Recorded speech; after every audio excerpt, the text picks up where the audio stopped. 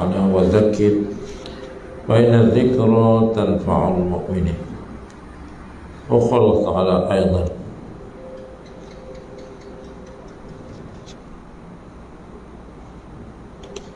وقال النبي صلى الله عليه وسلم: من انتقل ليتعلم بابا من العلم غفر الله له قبل أن يخطب. Tuan sidang jemaah muslimin yang dirahmati Allah, alhamdulillah kita masih diberikan peluang nikmat hidup sampailah saat ini di minggu-minggu terakhir bulan Sya'ban, dan lebih kurang 11-12 hari kita akan menyambut Ramadan. Di berdoa supaya Allah sampaikan kita, Allahumma barik fi Sya'ban baqiyat min Sya'ban wa balighna Ramadan, dan moga Allah panjangkan umur kita untuk bertemu dengan Ramadan pada tahun ini, yang pada tahun lepas tuan-tuan pakat berpeluang untuk jadi imam di rumah sendiri. Tak ada kemeriahan tarawih di masjid di surau. Masjid ada, tapi ada 5 orang dibenarkan, AJK dan kawan. Itu ni dengan kebenaran yang diberi walaupun mengikut SOP, tapi dibenarkan semua.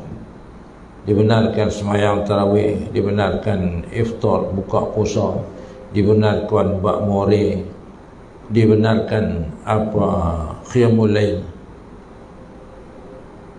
Jadi semua itu dibenarkan dengan penjarakan. Ya, alhamdulillah,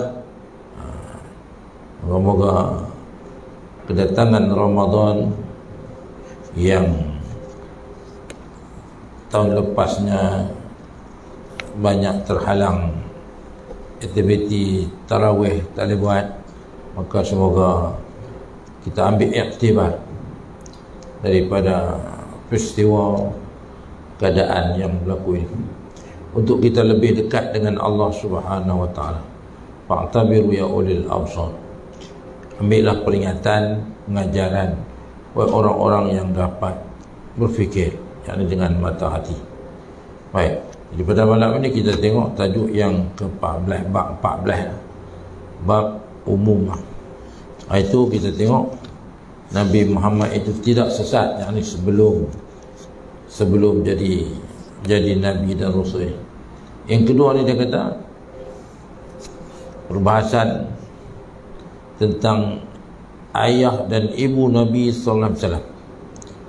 Adakah mereka ni daripada Islam? Sebab ibu Nabi Nabi Abdullah, bapa Nabi wafat ketika Nabi duduk dalam kandungan. Kemudian ibu Nabi wafat pula umur 6 tahun. Jadi bagaimana keadaan ibu dan ayah Nabi? Mereka ni nak hukum apa?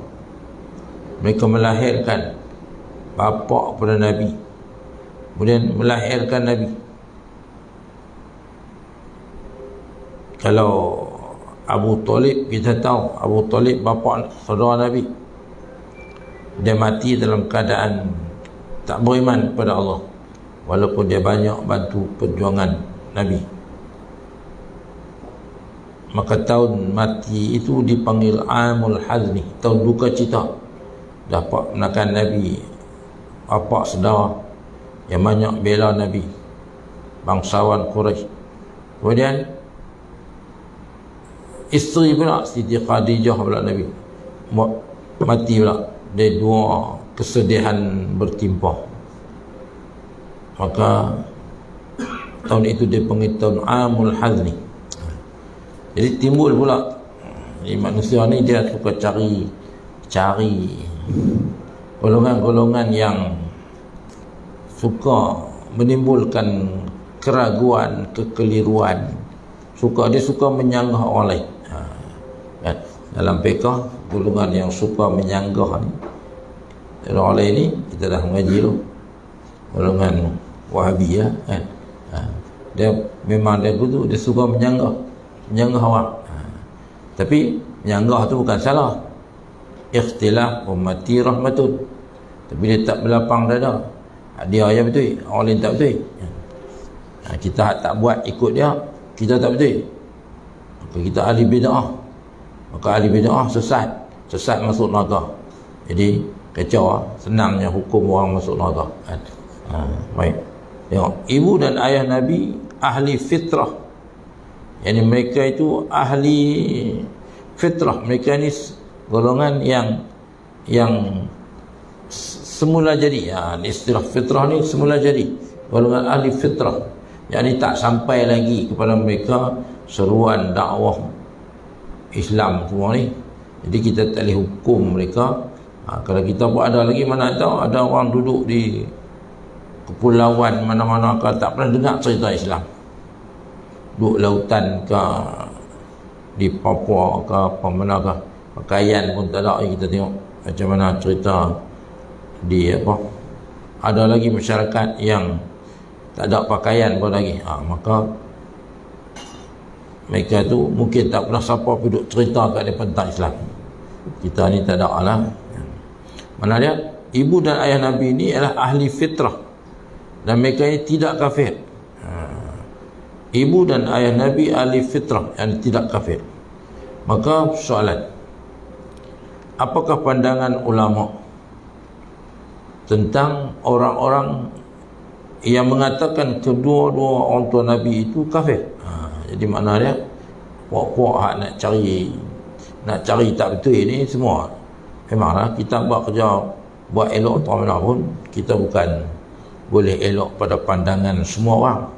Ada orang tak hang buat elok tak betul itulah kan. Okay. Jadi apa, ada pula golongan-golongan hak suka duk timbulkan khilaf, kekeliruan dalam soalan-soalan apa cabang, soalan-soalan cabang. Baik. Jadi tengok apa pandangan ulama. Apa kata ulama tentang ada golongan yang mengatakan mak ayah Nabi ni kafir lah, sebab mereka tak Islam. Nabi pun tak terima wahyu lagi. Maka mereka mati sebelum Nabi jadi Rasul. Maka mereka kafir lah, sebab zaman tu orang semua sembah berhala. Baik. Maka kita ni kalau jawapan umum kata ulama sepakat bahawa ayah dan mak Nabi ni, walaupun Nabi tak lahir, Nabi tak terima wahyu, tak jadi Rasul apa lagi, tapi ulama dengan sandaran-sandaran mereka ini dipanggil ahli fitrah. Sebab Allah, ini kerja Allah nak lahirkan seorang Nabi itu tentulah daripada susul galur keturunan yang baik kan. Maka supaya tidak orang pertikaikan nanti, mak dia, pak dia pun kafir, jadi mak dia, pak dia pun semua berhala. Baik, jadi kita ni kena ikut apa yang jumhur telah putuskan lah. Orang memperkatakan tentang keburukan kedua-dua ibu bapa Nabi SAW itu, lebih-lebih lagi dengan tuduhan kafir. Jadi jawapan ulama kata, orang yang duk tuduh mak ayah Nabi ni, duk menghina mak ayah Nabi ni, Allah mak pak dia pun tahu, macam kita kenal kan. Tengok, maka orang kata, maka penghinaan terhadap mak ayah. Tapi ni penghinaan terhadap Nabi dengan tuduhan bahawa mak ayah Nabi itu kafir. Maka kata ulama, tak syak lagi lah orang kalau sampai sanggup buat tuduhan kepada mak ayah Nabi ni. Dia menghina Nabi ya. Dia menghina Nabi. Bila menghina Nabi ni, apa nak jadi kan? Apa nak jadi kita menghina Nabi? Angkat surah pun, surah Allah turunkan surah Al-Hujurat, la tarfa'u aswat fawqa sautin nabi wala la tajharu bil qaul. Jangan kamu menyatakan, kuatkan suara sampai macam tu. Jadi sebab ada peristiwa orang Badui mai rumah Nabi dan mereka terlihat aurat Sayyidatina Aisyah kerana rumah kita nak pakai apa pun pakailah.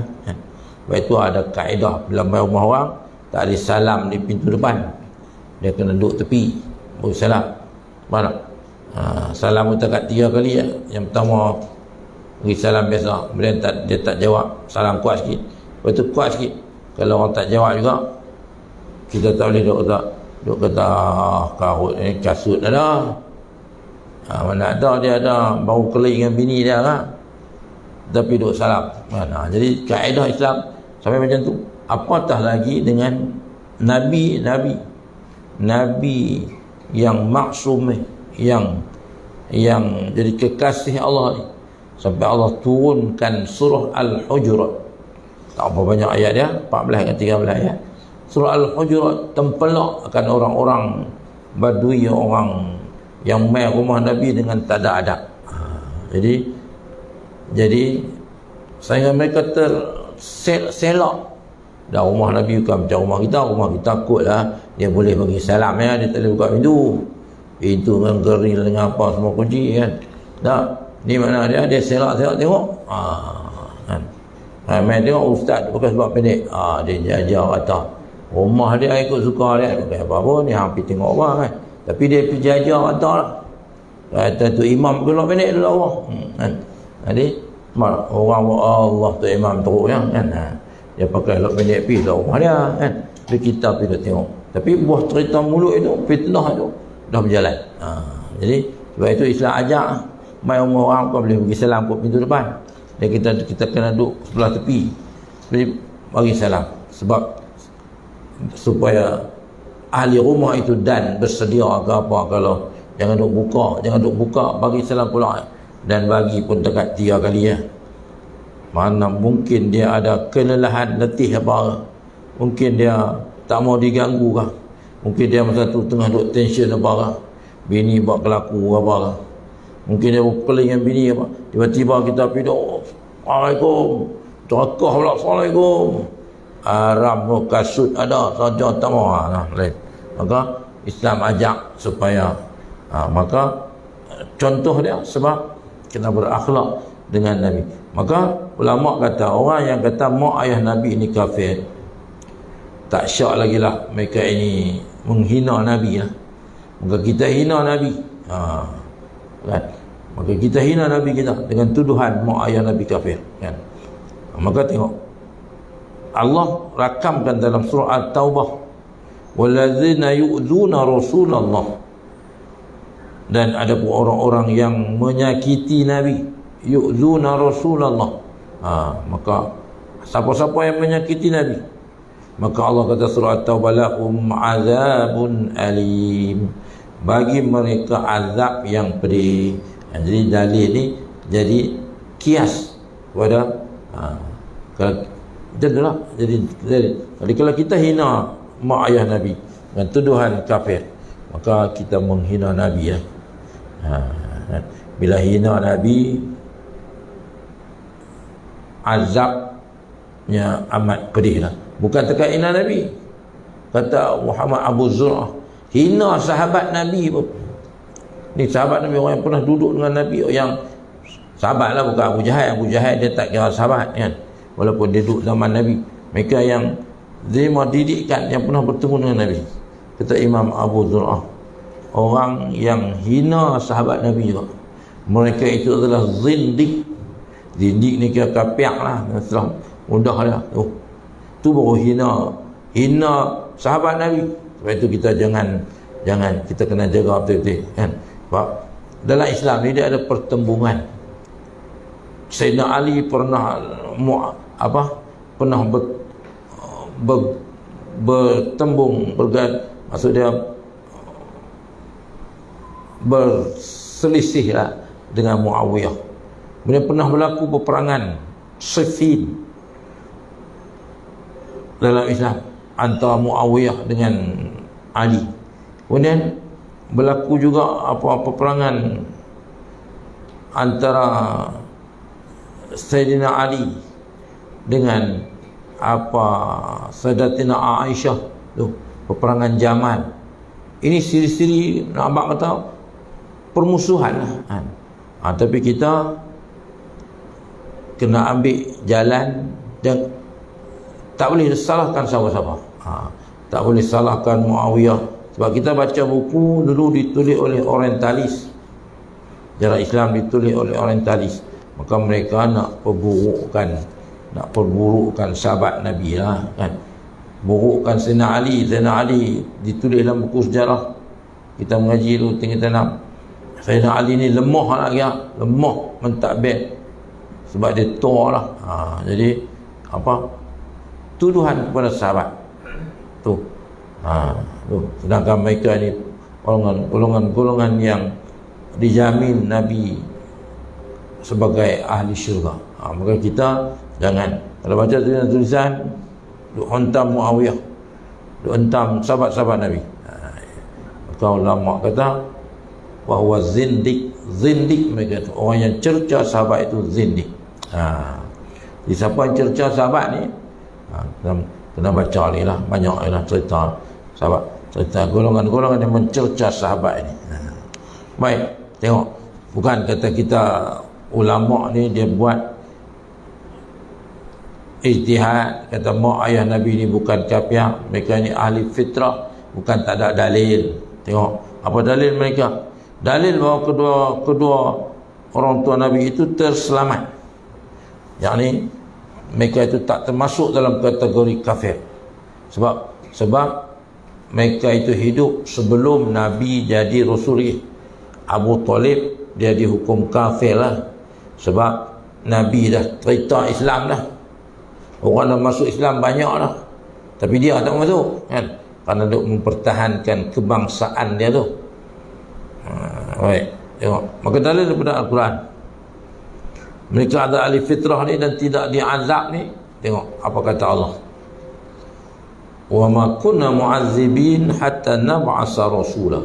Surah Al-Isra ayat 15, surah yang ke-17 ayat 15. Allah kata wa ma kunna mu'azzibin, Allah kata kami tidak akan mengazab satu-satu kaum itu hatta nab'asa rasula, sehingga mereka diutuskan Rasul.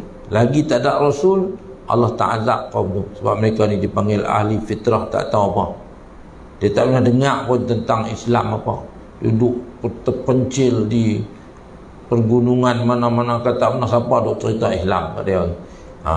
Maka Allah tu, kita tak boleh kata kami tak tahu apa, tak tahu hampa tak mau main mengaji kan, kuliah ada hari-hari. Padang Serai lah kuliah paling banyak kali.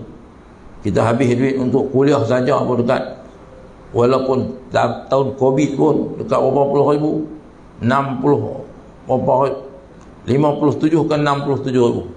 Tu dia, abang ada kuliah duk ada itulah, tapi duit pun tak habis itulah.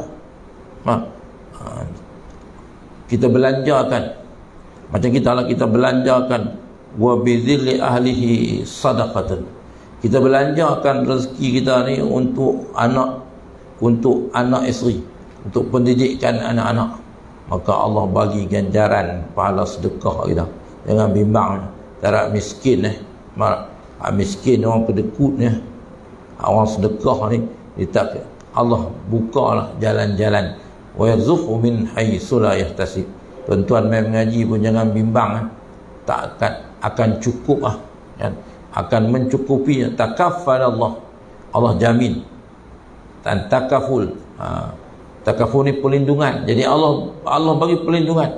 Takaffal Allahu rizqa, Allah bagi kecukupan rezeki, dia akan cukup li talibil ilmi, kepada orang yang menuntut ilmu. Jangan bimbang hatta main mengaji ni yang jadi sempit banyak masuk pun banyak habis, tak pernah cukup. Duk hutang alung juga, nega siang malam, tapi lah nega tak dapat duit ke, duk hutang alung itu, alung main cari hari-hari kan. Pasal apa? Tak cukup sebab itu Ada hadis Nabi kata tuba, beruntunglah liman aslama, kepada orang yang jadi Islam ni, wa kana aishuhu kafafa, tapi kehidupannya kafafa, mencukupi. Kehidupannya berpada, cukup, walaupun pendapatannya mungkin tak banyak, tapi cukup untuk cukup. Dia rasa cukup kan, cukup, Allah bagi cukup kan. Ni kalau banyak pun tak cukup. Dan sebab itu ada kata-kata biar sedikit tapi mencukupi, lebih baik daripada banyak tapi melalaikan. Kalau banyak pun habis tapi cukup, sikit tapi cukup. Sebab itu kata Nabi, wa kana aishuhu kafafa, mencukupi. Baik, jadi balik pada cerita kita. Allah kata kami tidak azab melainkan kami utuskan Rasul. Jadi kita macam itulah, Allah tak azab kita kecuali setelah Allah utuskan Rasul. Maka Allah dah utuskan Rasul. Rasul tak ada, sahabat ada, tabi'in ada, tabi'in ada, dan pengikut-pengikutnya ila yaumil, ulama silih berganti sampailah hari kiamat. Maka kalau kita lah suruh atok buat pengajian apa semua, kuliah, panggil ustaz ni, tapi kita tak mau main juga, maka kita nak salah siapa? Setan pun nanti bila di manusia yang ikut syaitan ni dihadap, dimasukkan ke dalam neraka, kita nak salah kata, oi hanglah ajak aku. Syaitan pun Allah rakamkan Quran, innani bari'um mimma tusyrikun. Syaitan kata aku tu, aku berlindung daripada apa yang kamu syirikkan. Tu syaitan kata aku tu. Syaitan boleh kata aku tu, innani bari'un mimma tusyrikun, aku tak ada sangkut paut dengan apa yang kamu syirik tu. Sedangkan dia ajak kita, bagi kita nak salah dia, tak ada. Maka tak boleh salah je. Apa tak buat apa tak ajak apa. Nak ajak tahu mana lagi, pembesar suara tu dengar sampai rata. Mana tahu lah jadual, tak mai. Lepas tu duduk salah dengan masjid tak buat apa kan, masjid tak buat apa, surau tak buat apa. Payah cerita lah. Dan Allah kata tak ada alasan lah. Dah diutuskan Rasul, kemudian pewaris Nabi pun dah ada, ulama sepanjang zaman tu ada. Maka orang yang paling malang ni ialah orang yang apabila ulama ada fayudayyauna, tapi dia persia-siakannya. Kita panggil Tok Guru mai, kita yang tak mai, bukan tuan lah. Sebab tu kat tuan nak cakap elok lah, dalam khutbah kena pedaih doa lah. Hak mai tu hak geng sembahyang Jumaat seminggu sekali pada kan. Jadi depa kata ustaz derai lah. Dalam kuliah tak derai lah, sebab hak mai tu semua orang baik-baik belaka. Dalam khutbah dia kenal lagu tu kan. Dia ada orang kita pedaih surah pun ada rumah kan. Sedangkan dia tak mengaji. Dia idza zukira as-sa'ah, Nabi ni sahabat kata apabila dia cerita tentang azab, tentang hari kiamat ni, ihmarrat ainah, mata merah. Mata merah simbol kepada kita kalau marah mata merah. Ihmarrat ainah wa ala sautu, Nabi dia baca, bila baca khutbah ishtadda ghadabu, bersangatan marahnya, lebih-lebih cerita tentang hari kiamat. Ishtadda ghadabu wahmarat ainah, mata jadi merah, mata pun jadi seperti nak makan orang.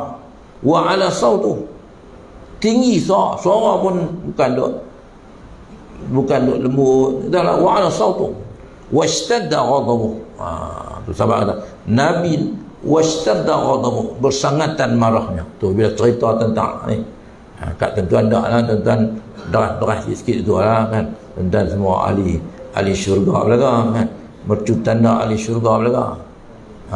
Kan, jadi apa khutbah dia macam lain, dia tak boleh duduk marilah sama-sama kita bertakwa pada Allah gitu waktu lena gitu ya kan. Baik, jadi tengok. Dan dalil khusus, ada pula dalil khusus lagi, ulama susun ada pula dalil khusus kedua-dua ibu ayah Nabi terselamat. Tu dalil daripada Quran, surah Asy-Syu'ara ayat 219. Ulama ahli tafsir kata ni dalil khusus bahawa ibu ayah Nabi terselamat, mereka ni bukan kafir. Wa taqallubaka fis sajidin. Apa dia? Allah kata, dan melihat gerak-gerimu di antara orang-orang yang sujud. Allah kata begitu. Tapi kena hurai dulu lah apa ada maksudnya. Dan melihat gerak-gerimu itu di antara orang-orang yang sujud. Apa dia kata Ibnu Abbas? Ibnu Abbas itu apa?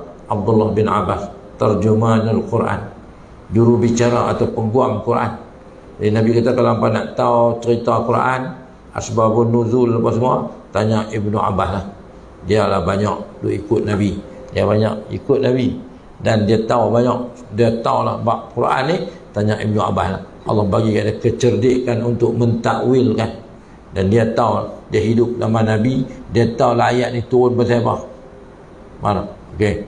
Tengok apa kata Ibnu Abbas. Ibnu Abbas mentafsirkan firman Allah ni, maksudnya dan melihat gerak-gerimu di antara orang-orang yang sujud itu sebagai perpindahan benih daripada sulbi seorang nabi ke sulbi nabi seterusnya, ke dalam sulbi di tulang rusuk di kalangan para sajidin yang sujud dan beriman kepada Allah.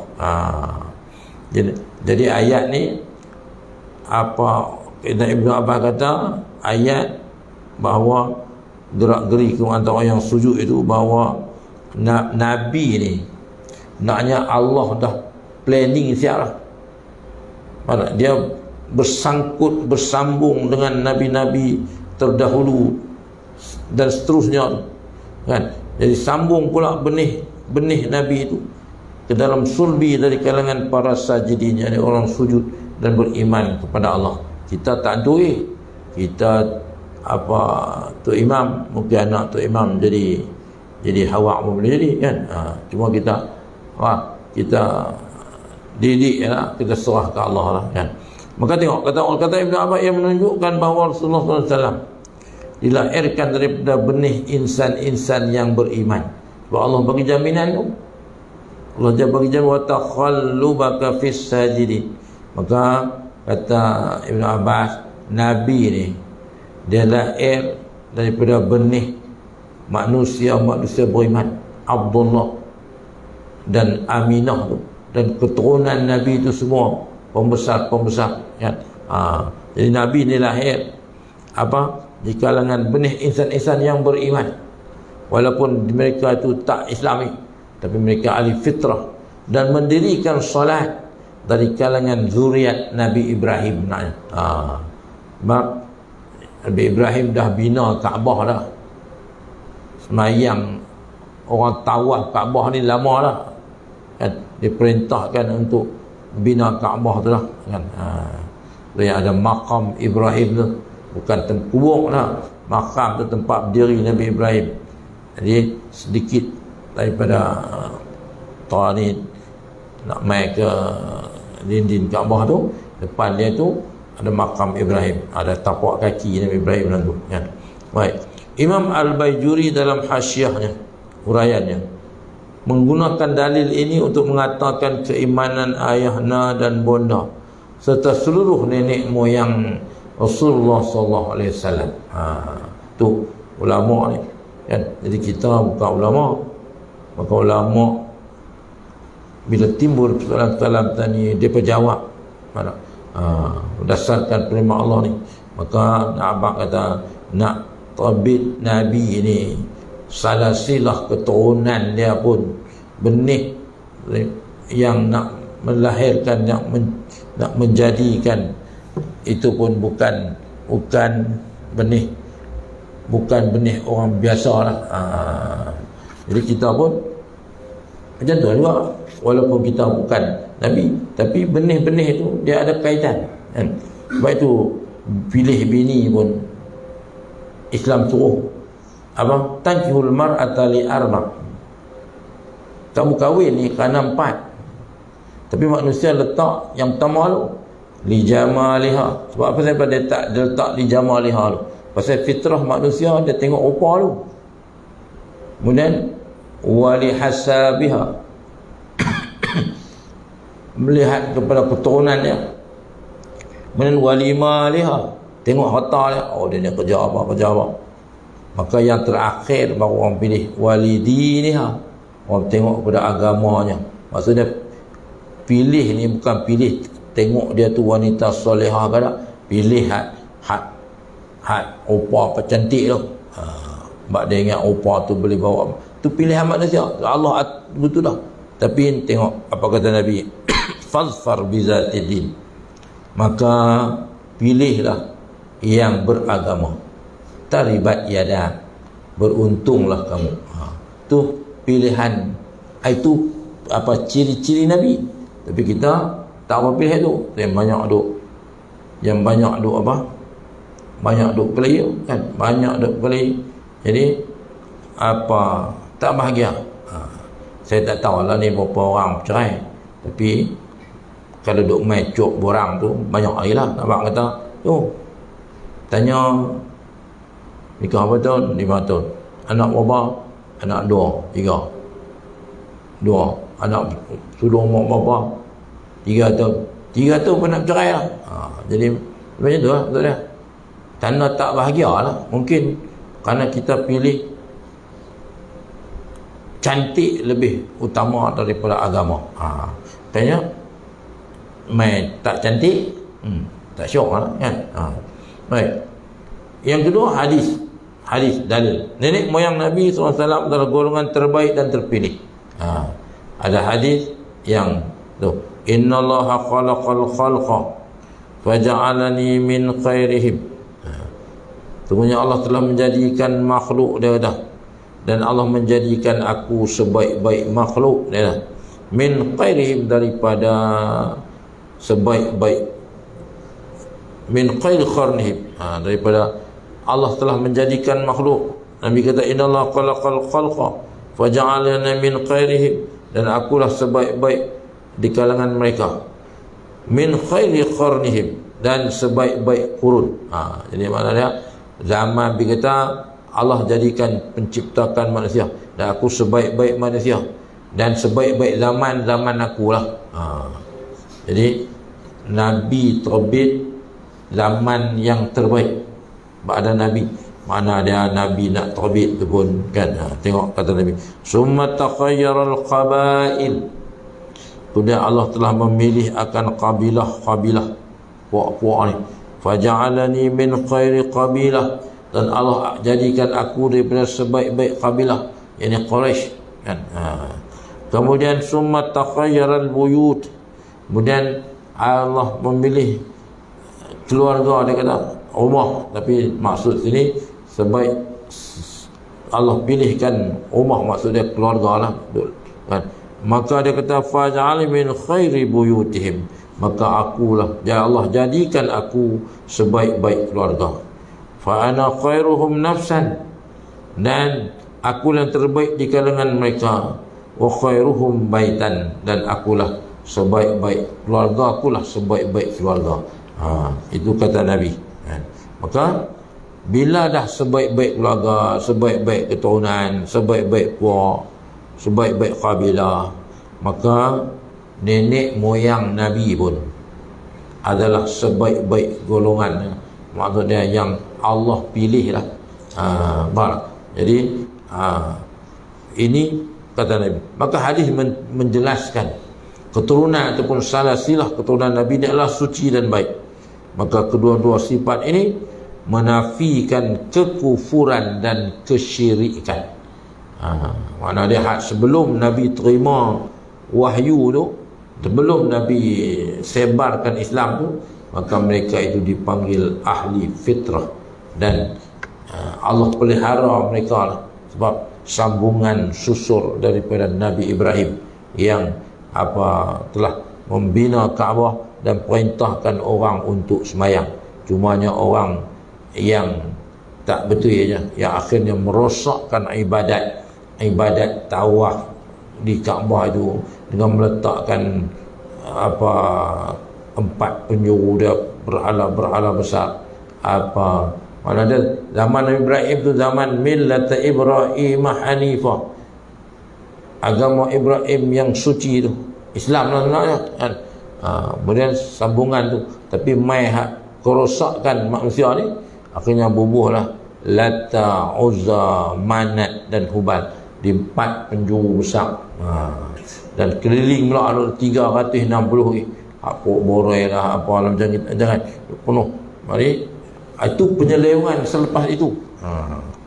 Baik. Jadi dalil ini, dalil hadis Nabi kata, keturunanku sebaik-baik keturunan, aku sebaik-baik penciptaan, dan sebaik-baik kabilah, sebaik-baik keluarga. Maka hadis ini kata keturunan Nabi adalah suci dan baik, dan kedua-dua sifat ini menafikan kekufuran dan kesyirikan keluarga mak ayah Nabi. Maka pendapat ulama kata pula, jadi kita dah tengok dalil Quran. Ulama kata pula, Imam Al-Baijuri menyatakan dalam Tuhfatul Murid ala Jauharit Tauhid, apabila kamu telah mengetahui bahawa ahli fitrah adalah golongan yang terselamat di akhirat menurut pendapat yang terpilih, maka kamu juga akan mengetahui bahawa kedua-dua ayahanda dan bonda Rasulullah juga terselamat, disebabkan mereka juga tergolong dalam kalangan ahli fitrah, golongan yang suci, fitrah semula jadi. Macam anak kita lah, kullu mauludin yuladu alal fitrah. Setiap anak itu lahir dalam keadaan fitrah, suci, bersih. Fa'abawahu, tapi apa siapa dia jadi penyamun, jadi apa semua tu, kita nak salah ke Allah ke? Allah kata Nabi kata fa'abawahu, mak ayah dia lah, yuhawwidanihi au yumajjisanihi au yunassiranihi, maka mak ayah lah yang membentuk dia menjadi majusi, menjadi Nasrani atau menjadi Yahudi.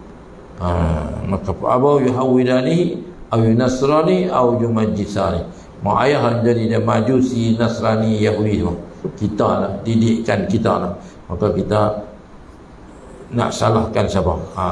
Maka kita ni anak suci bersih, dia tak dosa apa. Kita lah yang corakkan dia bagai kain putih, maka kita lah warnakan kain putih itu. Maka mak ayah Nabi macam itulah kan. Jadi disebabkan mereka tergolong di kalangan ahli fitrah, bahkan semua nenek moyang Nabi, kata Imam Al-Bajuri, terselamat dan dihukumkan sebagai generasi yang beriman, dan tiada seorang pun di antara mereka, tu ulama kata tak ada keturunan Nabi ni, sebelum Nabi terima wahyu ni, tak ada kan yang terjebak dalam kancah kekufuran. Tu kita kata Abu Lahab pun sebut, tengok macam mana dia sambut Maulidur Rasul. Bila Habak kata Aminah beranak, Abu Lahab sembelih 100 ekor unta. Kita nak sembelih seekor kambing berketak lutut lah. Abu Lahab pak nakan Nabi sembelih 100 ekor unta, seronoknya dapat anak. Tapi kenapa dia sesat? Selepas Nabi cerita kata aku ni Rasul, maksudnya sebelum tu dia pun bagui kan. Pasal apa? Tengok 100 ekor unta bukan senang. 100 ekor unta, seekor unta lah 5,000, 6,000. Jadi bayang banyak mana unta dia tu ada. Merdekakan hamba kerana kelahiran Nabi sallallahu alaihi wasallam. Tu dia. Tapi bila dah mai Nabi kata, percayakah kalau aku kata di belakang kamu, di belakang bukit ini ada musuh sedang engkau tidak pernah berdusta wahai Muhammad. Tapi percayakah kamu bahawa aku ini Rasul utusan Allah kepada kamu untuk mentauhidkan, untuk mengatakan bahawa Allah itu satu. Itulah aku kata, hanya kerana ini saja engkau panggil kami wahai Muhammad, gila lah apa. Mula kan. Jadi tu baik, maka Allah turunkan penghinaan ke atas Abu Lahab. Walaupun pak tu pun ada ulama kata hari kelahiran Nabi, siksaan neraka Abu Lahab dikurangkan tu. Maksud dia pasal apa? Pasal dia masa kelahiran Nabi tu, dia seronok dengan kelahiran Nabi tu, sampai 100 ekor unta dia sembelih, buat kenduri sekan, penuh makan, kan kita apa baik. Maka tidak seorang pun antara mereka yang terjebak dalam kancah kufuran, kekotoran, tetap perkara yang mengaibkan, menjatuhkan maruah yang dilakukan oleh kaum Arab jahiliah. Maka ulama kata turunan Nabi ni, mereka walaupun hidup zaman yang dipanggil jahiliah, tapi mereka tak ikut perangai-perangai ni. Mereka mewarisi kesucian millat Ibrahim Hanifah, millat ataupun agama Nabi Ibrahim yang suci. Walaupun zaman itu orang sembah berhala apa semua, tapi dah keturunan Nabi dibersihkan, kata ulama, daripada pensyirikan ini. Qadi Abu Bakar Al-Arabi Al-Maliki, suatu ketika ditanya perihal seorang lelaki yang mengatakan bahawa ayah dan datuk Nabi berada di dalam neraka, maka beliau menyatakan ni, Qadi Abu Bakar Al-Arabi Al-Maliki, mufti Mekah dari mazhab Maliki, dia kata sesungguhnya lelaki tersebut dilaknat. Sesungguhnya Allah berfirman, sesungguhnya mereka yang mencaci Allah dan Rasulnya, mereka dilaknat Allah di dunia dan di akhirat, serta disediakan bagi mereka azab yang hina. Beliau menyatakan lagi, dan tiadalah perkara yang lebih menyakitkan Rasulullah SAW selain menyatakan ayah baginda diazab dalam neraka. Ulama kata, Qadi Abu Bakar Al-Arabi Al-Maliki kata, tak ada benda yang paling menyakitkan Nabi melainkan orang hina mak ayah dia. Jadi kita sebagai pengikut ulama kena percaya bahawa mak ayah Nabi mereka ini tak kafir, mereka ahli fitrah, keturunan Nabi pun sama, Allah pelihara mereka daripada jahiliah, perangai jahiliah. Baik, jadi maka perbincangan dan jawapan dia dah. Golongan yang mengatakan kedua-dua ibu ayah Nabi SAW meninggalkan tidak beriman, mereka berdalilkan ni pula. Tu dalil hak tadi, dalil kita pakai. Hak puak yang kata mak ayah Nabi ni mereka tak beriman ni, dia pakai dalil ni pula. Istazantu Rabbi, apa hadis, istazantu Rabbi, aku minta kepada Tuhanku, an astaghfira li ummi, untuk memohon keampunan bagi ibuku. Falam ya'zan li, tapi dia tidak mengizinkan aku. Wasta'zantuhu an azura qabraha fa'azana li, tapi aku minta izin untuk menziarahi kuburnya, lalu dia mengizinkan aku. Maka dia kata ni hadis ni Nabi kata, Nabi aku minta izin kat Tuhan untuk ampunkan ibuku, tapi Allah tak izinkan.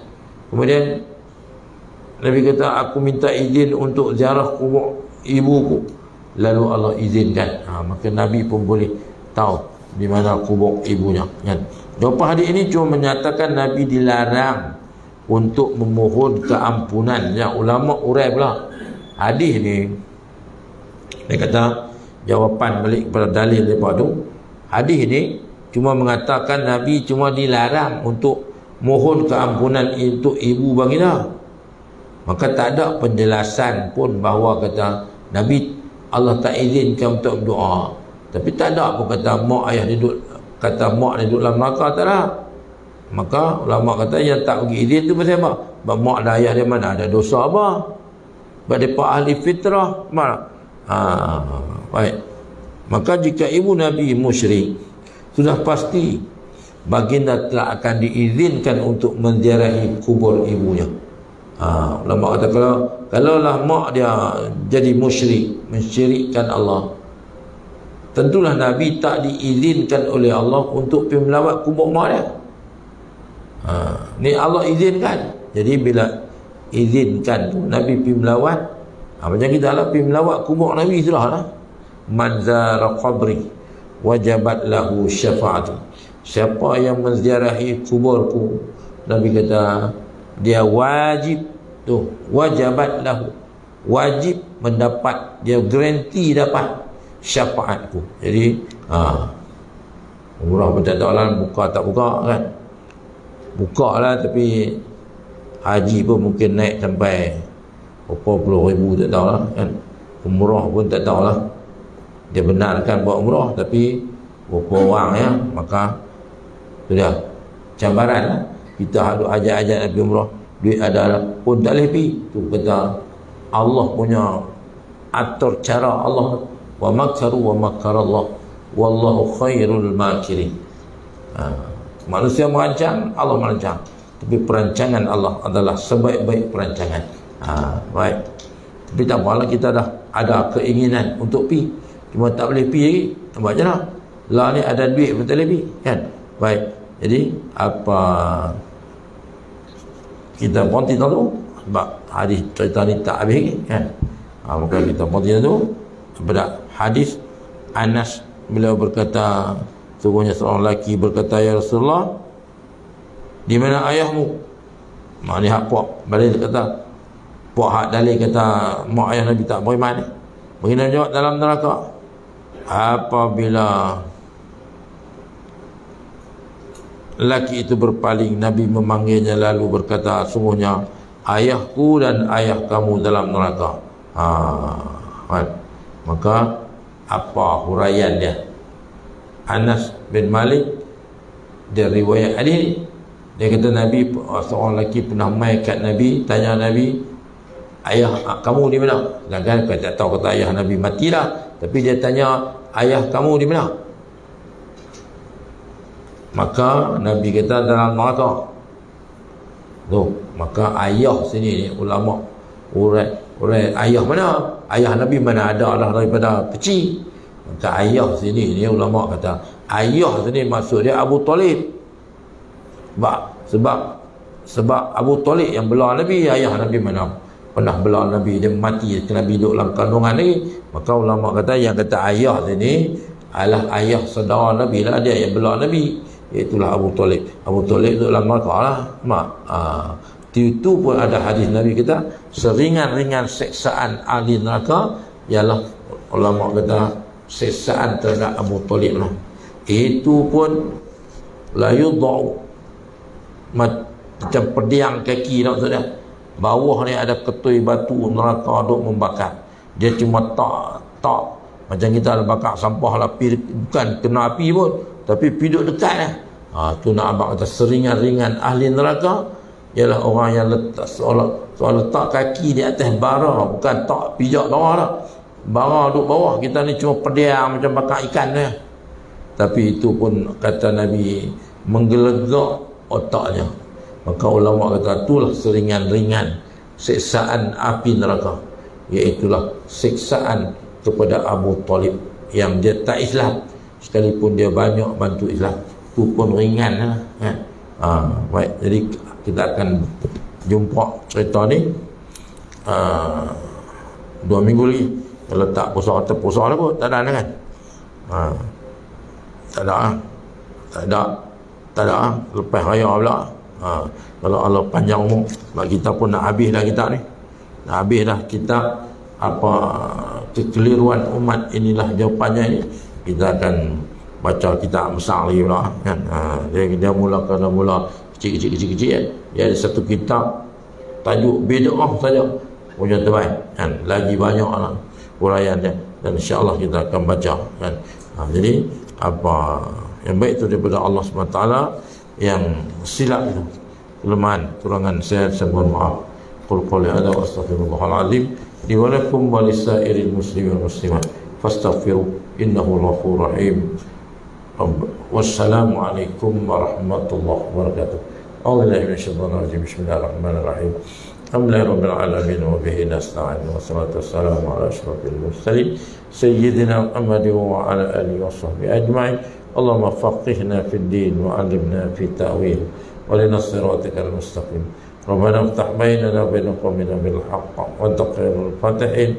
Rabbana atina fid dunya hasanah wa fil akhirati hasanah wa qina adzaban nar. Alhamdulillahirabbil alamin. Awwalallahu alaikum. Barakallahu fiikum.